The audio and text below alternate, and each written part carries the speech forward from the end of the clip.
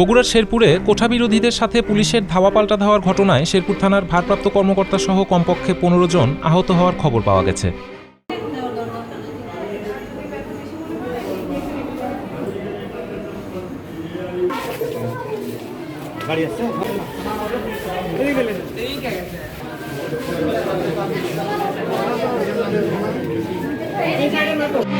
বুধবার সকাল ১১টা থেকে দুপুর ২টা পর্যন্ত এই সংঘর্ষ চলে। এতে ঢাকা বগুড়া মহাসড়কের যান চলাচল বন্ধ হয়ে যায়। পরিস্থিতি নিয়ন্ত্রণে আনতে শহরে অতিরিক্ত পুলিশ মোতায়েন করা হয়েছে। সারা দেশে চলমান কোঠাবিরোধী আন্দোলনে সংহতি জানাতে বুধবার সকাল ১১টা থেকে শেরপুর শহীদিয়া আলিয়া মাদ্রাসার সামনে বিভিন্ন প্রতিষ্ঠানের শিক্ষার্থীরা সমবেত হতে থাকে। তারা মিছিল শুরু করতে চাইলে পুলিশের বাধার মুখে পরে বেলা বাড়ার সাথে সাথে আন্দোলনকারীদের সংখ্যা বাড়লে তারা মিছিল নিয়ে ধুনট মোড় থেকে বাসস্ট্যান্ডের দিকে অগ্রসর হওয়ার চেষ্টা করলে পুলিশ আবারও বাধা দেয়। মুহূর্তের মধ্যেই আন্দোলনকারীদের সংখ্যা হাজার ছাড়িয়ে যায়।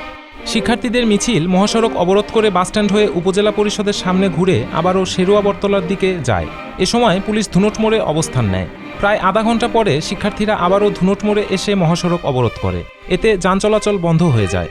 শিক্ষার্থীদের স্লোগানে চারিদিক মুখরিত হয়।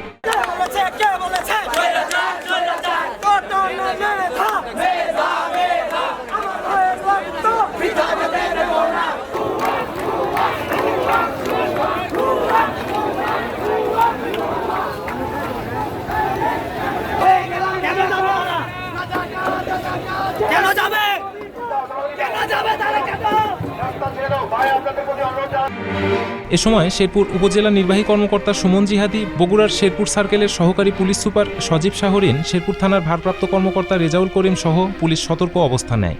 তারা আন্দোলনকারীদের মহাসড়ক থেকে সরে যেতে বলে। শিক্ষার্থীরা তাদের অবস্থানে অনড় থাকলে পুলিশ তখন লাঠিচার্জ শুরু করে। এতে সংঘর্ষ শুরু হয়। সংঘর্ষ শুরু হলে আন্দোলনকারীরা পুলিশের দিকে ঢিল ছুটতে থাকে। এ সময় শেরপুর থানার ভারপ্রাপ্ত কর্মকর্তা রেজাউল করিম আহত হলে তাকে শেরপুর উপজেলা স্বাস্থ্য কমপ্লেক্সে নিয়ে যাওয়া হয়। আন্দোলনকারীদের ঠেকাতে পুলিশ পাল্টা রাবার বুলেট, টিয়ার শেল ও শটগানের গুলি নিক্ষেপ করে। এতে প্রায় ১০ জন শিক্ষার্থী আহত হয়েছে। এক পর্যায়ে আন্দোলনকারীরা ছত্রভঙ্গ হয়ে যায়। পুলিশ ধুনট মোড়ে অবস্থান নিলে শিক্ষার্থীরা আবারও বাসস্ট্যান্ড মহাসড়ক অবরোধ করে। পুলিশ আবারও রাবার বুলেট নিক্ষেপ করে তাদের ছত্রভঙ্গ করে দেয়।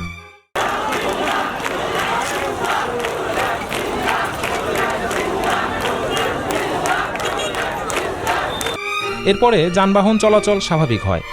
উপজেলা নির্বাহী কর্মকর্তা সুমন জিহাদি জানান, পরিস্থিতি নিয়ন্ত্রণে রাখতে শেরপুর থানার পাশাপাশি বগুড়া থেকে ১ প্লাটুন পুলিশ ও ১ প্লাটুন র্যাব মাঠে রয়েছে। জনগণের জানমালের নিরাপত্তার জন্য police rubber bullet, tear shell ও শটগানের গুলি ব্যবহার করেছে। নিউজ ডেস্ক, অন্বেষণ।